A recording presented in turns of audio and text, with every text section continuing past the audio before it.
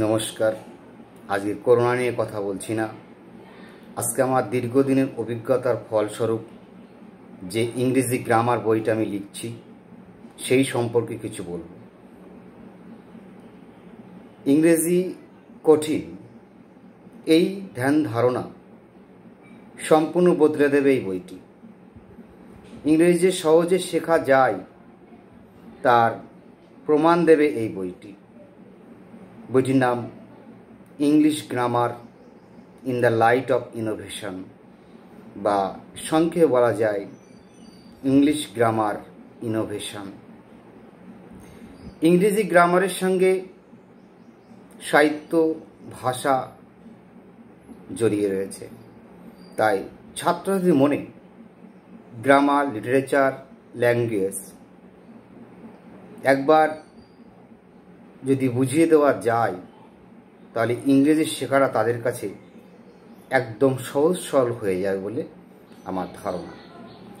সে উদ্দেশ্যে এই English grammar বইটিতে গ্রামার, লিটারেচার অ্যান্ড ল্যাঙ্গুয়েজ আমি সংমিশ্রণ করে সুন্দরভাবে পরিবেশন করার চেষ্টা করেছি।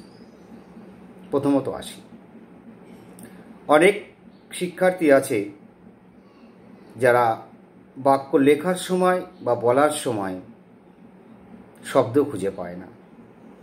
বইটিতে কয়েকটা সহজ সরল রুলস বা নিয়ম আমি তুলে ধরেছি, যার মাধ্যমে যে কোনো মানের ছাত্রছাত্রী নিজে থেকেই হাজার হাজার নতুন অর্থপূর্ণ শব্দ তৈরি করতে পারবে এবং তাদের তৈরি সেই শব্দগুলি তারা বাক্যে ব্যবহার করতে পারবে। অনেক শিক্ষার্থী আছে যারা একটা ভার্বের একটি, দুটি, তিনটি বা চারটি অর্থ জানে, কিন্তু মজার বিষয় যে কোনো ভার্বের 350 থেকে 400 অর্থ করে 350 থেকে 400 বাক্যে আমরা ব্যবহার করতে পারি। কিভাবে 350 থেকে 400 অর্থ করা যায় এবং বাক্যে ব্যবহার করা যায় তার কয়েকটি সহজ সরল নিয়ম আমি বইটিতে পরিবেশন করেছি। তা থেকে যে কোনো মানে ছাত্রছাত্রী নিজে থেকেই একটা ভার্বের, যে কোনো ভার্বের 350 থেকে 400 অর্থ করতে পারবে, এটুকু আমার দৃঢ় বিশ্বাস। অনেক শিক্ষার্থীরা অনিমস, ইংলিশ গ্রামারের অনিমস বলে কিছু বিষয় আছে, না জানার কারণে বা স্পষ্ট ধারণা না থাকার কারণে বিভিন্ন ওয়ার্ড বা সেন্টেন্স তারা ভুল করে। যাতে অনিমসগুলো শিখে তারা বাক্য বা শব্দ ভুল না করে, উদাহরণের মাধ্যমে সহজ করে তুলে ধরেছি, যা তাদের এই সমস্যা থেকে দূর করবেই। পাস্ট টেন্স অথবা পাস্ট টেন্সে লেখা যাবে না। এস বাই এস নিশ্চিত ভার্বের সঙ্গে যোগ করতে হবে, অথচ করলেই ভুল হবে। কখন? সেই বিষয়গুলো উদাহরণের মাধ্যমে সহজ সরলভাবে তুলে ধরেছি, যা তাদেরকে এই সমস্যা থেকে মুক্তি দেবে। অনেক শিক্ষার্থী আছে যারা পরীক্ষায় বাক্যর অর্থ না জানার কারণে উত্তর লিখতে পারে না, হয়তো উত্তর জানা আছে। সেই কারণে বইটিতে সহজ সরল কতগুলো নিয়ম দিয়েছি, যা থেকে যে কোনো মানের ছাত্রছাত্রী যদি অর্থ নাও জানে তাও যে কোনো প্রশ্নের উত্তর পূর্ণ বাক্যে অনায়াসে লিখতে পারবে। অনেক শিক্ষার্থী আছে যারা সেন্টেন্স বা টেন্স চিনতে ভুল করে। বইটিতে কয়েকটা রুলস আমি এমনভাবে তুলে ধরেছি যা 20 থেকে 25 মিনিট যদি কেউ পড়ে তাহলে টেন্স বা সেন্টেন্স চিনতে তাদের আর কোনো দিনও ভুল হবে না, এটুকু আমি নিশ্চিত।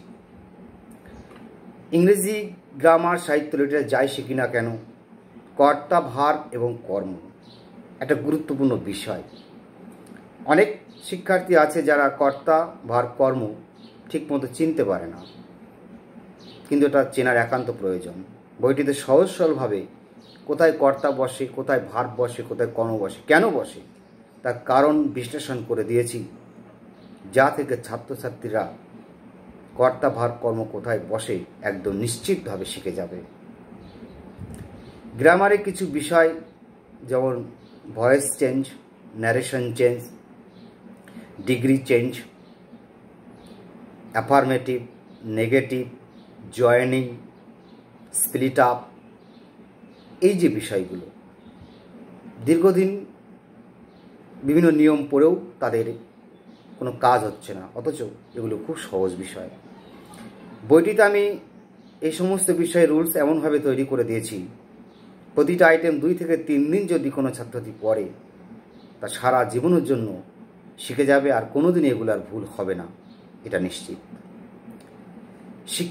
শিক্ষার্থীরা অনেক ইংরেজি বাক্য লেখে, কিন্তু সে বাক্য ভুল হয়।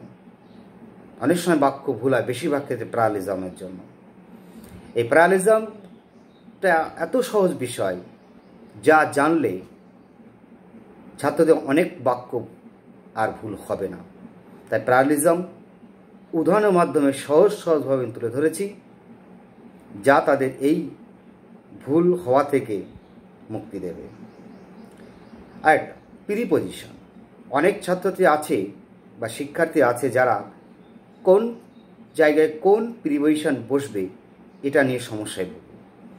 বইটিতে সহজ সরল নিয়ম এবং উদাহরণের মাধ্যমে কোন প্রিপজিশন কোথায় বসবে তা আমি ব্যাখ্যা করে দিয়েছি, যা তাদের প্রিপজিশন সমস্যার সমাধান করবে।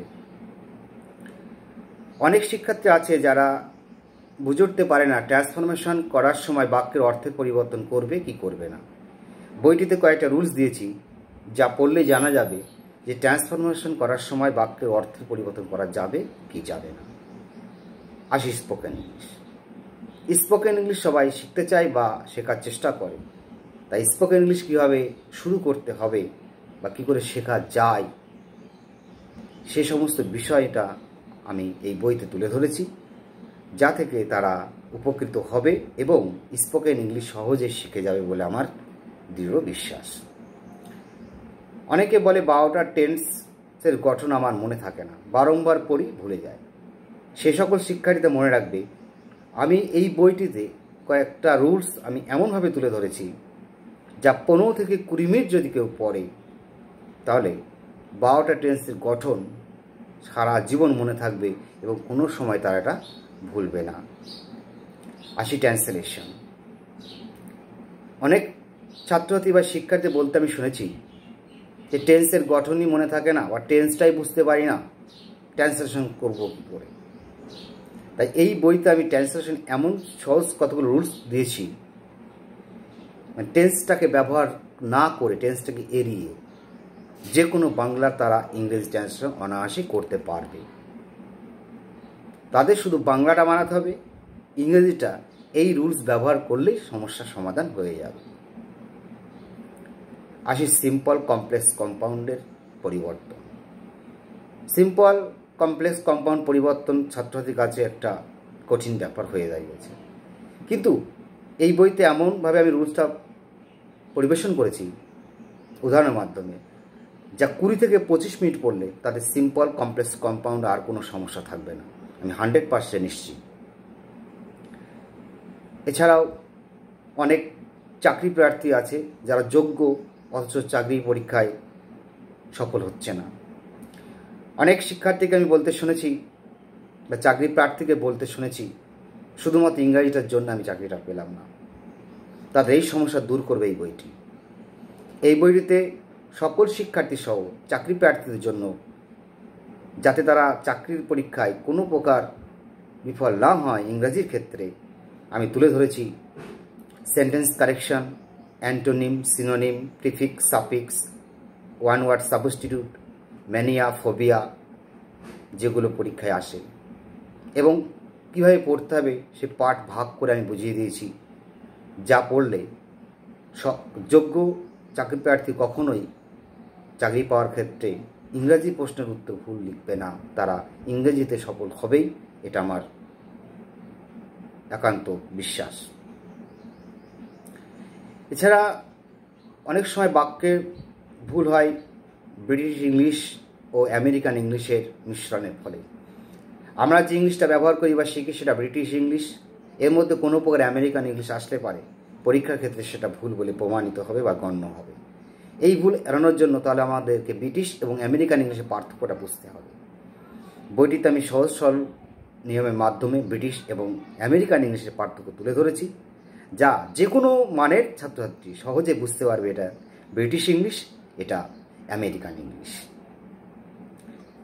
ইংরাজি সাহিত্যের অনেক বিষয় আছে যেগুলো ছাত্রদের জানা একান্ত প্রয়োজন, তাই সেই বিষয়গুলো আমি এত সহজভাবে তুলে ধরেছি যা তারা সহজেই শিখে যাবে। অনেক ভাগ রয়েছে যেগুলো জানাও একান্ত প্রয়োজন, যেগুলো জানলে পারে তাদের ইংরেজি জ্ঞান বাড়বে। যেমন রয়েছে haiku, free verse, epic, ballad, sonnet, elegy, epitaph, hymn, limerick, villanelle ইত্যাদি বিষয়গুলো রয়েছে। এছাড়াও রয়েছে আরও কিছু বিষয় যেগুলো তাদেরকে একান্ত জানা প্রয়োজন ইংরেজি গ্রামারের, যেমন জেনেরিক রয়েছে,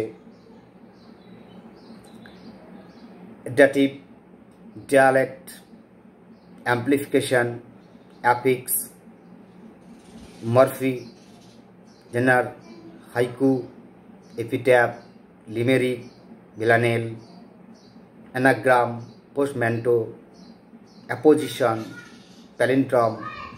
এগুলো খুব সহজ, এত সহজ বিষয়, এত ছাত্রছাত্রী এগুলোকে এড়িয়ে যাওয়ার চেষ্টা করে। এগুলো যত বুঝবো ইংরাজি তত সহজ হবে। এই বিষয়গুলো আমি একদম সহজ সরলভাবে বইতে তুলে ধরেছি উদাহরণের মাধ্যমে, যা যে কোনো মানের ছাত্রছাত্রী উপকৃত হবে। বইটা খুব তাড়াতাড়ি প্রকাশিত হবে। প্রকাশনা রয়েছে সরকার বুক স্টল, আইসমালি বাজার, নদিয়া। Phone number 9732967911। এছাড়া প্রতিটি লাইব্রেরিতে বইটি পাওয়া যাবে। লাইব্রেরিতে খোঁজ নিতে হবে বা অর্ডার দিতে হবে। বইটি খুব তাড়াতাড়ি প্রকাশিত হবে। আশা রাখি বইটি তো সকলের উপকারে আসবে। আর করোনা ভাইরাস চারিদিকে এখন ছড়িয়ে রয়েছে। সকলের কাছে অনুরোধ, ঘরে থাকুন, সুস্থ থাকুন, ভালো থাকুন। নমস্কার, ধন্যবাদ, থ্যাংক ইউ।